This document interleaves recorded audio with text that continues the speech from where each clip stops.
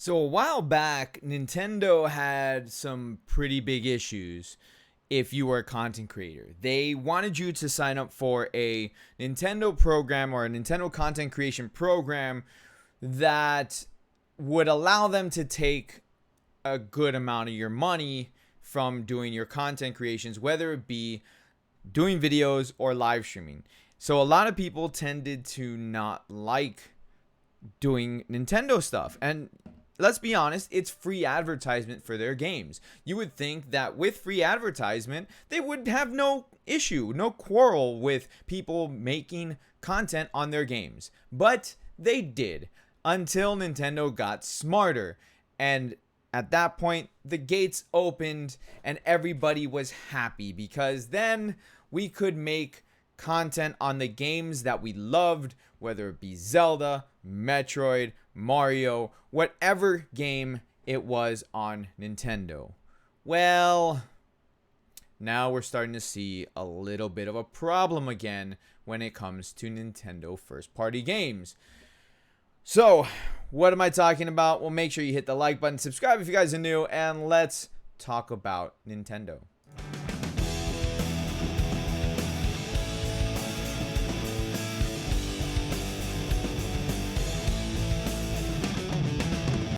Alright guys, so Nintendo Music copyright takedowns intensify as another prominent YouTuber gets hit. Looks like the issue that's at hand is regarding Nintendo's music.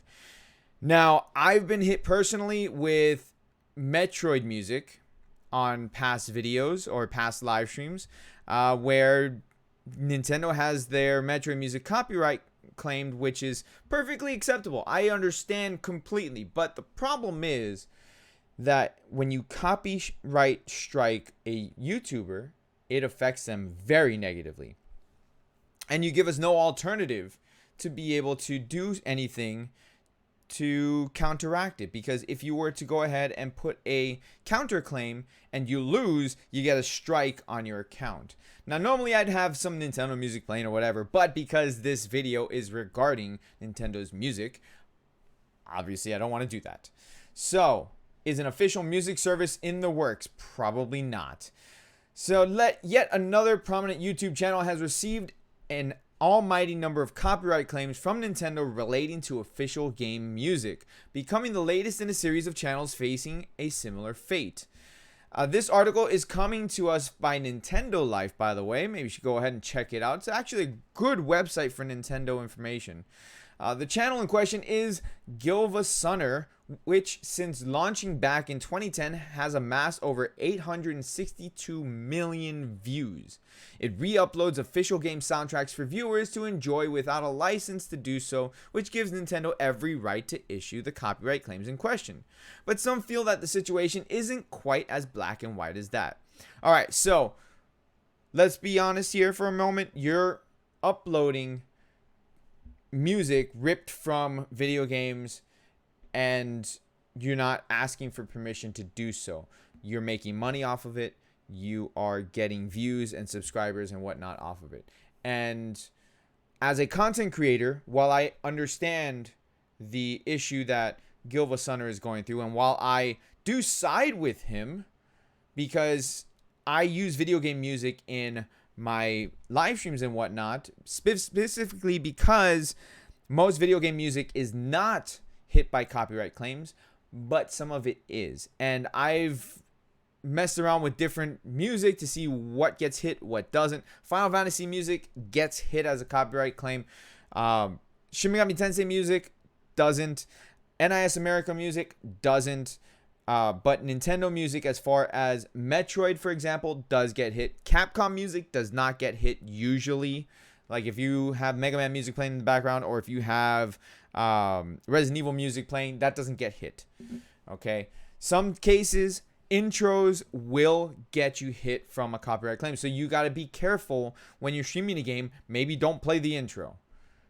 So as you can see here, this is his tweet, and it's showing his emails filled with copyright claims, which is not necessarily the same as a copyright strike. So keep that in mind. But copyright claims can turn into copyright strikes or community strikes. Not usually community strikes, it depends on the situation, but usually it will, depending on the severity, turn into at least a copyright strike, which then takes away the ability to live stream for 90 days.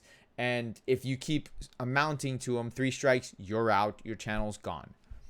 So yes, Nintendo has every right to protect its music, and nobody should expect to be able to distribute its content without facing repercussions. But Nintendo doesn't offer an alternative. At present, fans flock to channels like these because Nintendo, for the most part, doesn't make game soundtracks available to purchase or stream via legitimate platforms.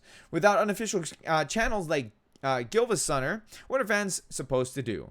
There could be a silver lining to all of this, though. As we mentioned, multiple similar channels have been receiving claims. Brawl, that's a long name, has been shut down entirely after initially facing copyright notices from Nintendo, and the Pokemon Company issued similar notices to Pokemon Reorchestrated a few years back. Some are hoping that Nintendo is taking down unofficial streams in preparation for an official music service, perhaps full soundtrack streaming via Spotify or full downloads via iTunes. Only time will tell if this is truly the case. Okay. Here's the question that I would like to ask you, the viewers. And this is up for discussion. Is Nintendo at full right to claim the videos completely blocking them? Or should they claim the videos and take some of the profit? Which there are some circumstances where that does happen. That's happened in a few of my videos, where the videos will share profit between myself and whoever it is that they're claiming. So if it's like Sony Music Group, they're putting a claim, maybe they don't block my video worldwide. Instead, they claim a portion of the revenue, which I think that is fair in this circumstance because Nintendo is not making the content, so to speak, depending again on the situation that you're talking about. So say, for example, if you're streaming a video game, let's use Metroid. Okay, and I'm using Metroid because I know for a fact Metroid music will get copyright claimed and the video will become blocked. It won't become blocked in some countries. It will be blocked worldwide. So say, for example, you're streaming Metroid. All right.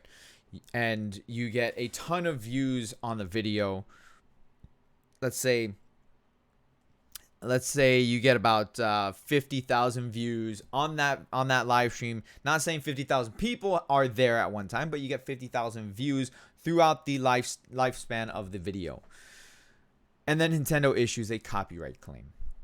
Okay, well, those 50,000 views that you may have made anywhere between $10 to $25 off of for that one video now entirely goes to Nintendo, all because you streamed their game that had their music playing.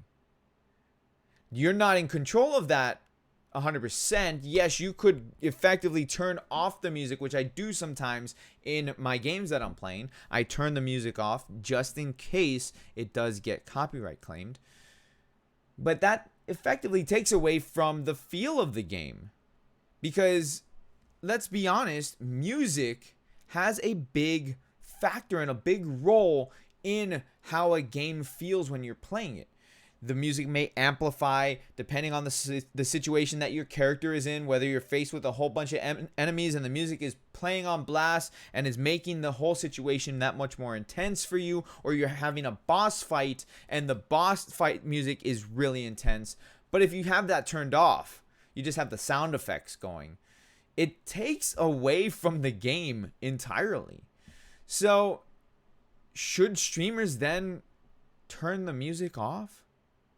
Now, I know that the channel that's on focus here for this video is not a channel that streams games and plays and has the music playing in the video games. I know the situation is different here for this channel specifically because Nintendo is claiming on the videos because he's ripping the music from the game and uploading it without permission.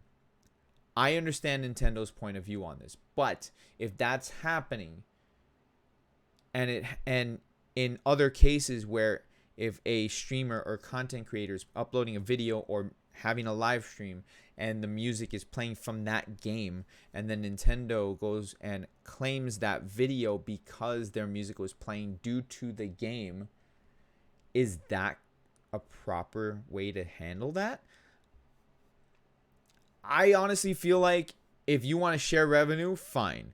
If it's going to be 50-50 split because the content creator is putting the effort making the content for that video or that live stream, but using your property and your music, okay. If you want to go ahead and put a claim, they're using my intellectual property, I'm going to claim 50% of the revenue, fine.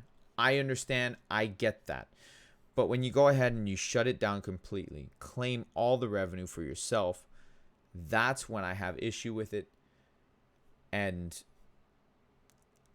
Nintendo needs to have a different way of handling this. So let me know what you guys think. Let me know how you guys feel about this situation, especially those of you guys who are content creators. Be mindful of the games that you're playing. Be mindful of the music that's playing. I've been hit specifically, like I said, with intros for games. Mostly JRPGs tend to have an actual song that then is copyright claimed by like Sony Music of Japan. So what's a good example? A Tales of game. Tales of games usually have intros that are legit songs that eventually, one way or the other, will get copyright claimed by whoever owns the rights to that song. So just be mindful when you're streaming. I'll leave that with you guys. Let me know how you feel down in the comment section below.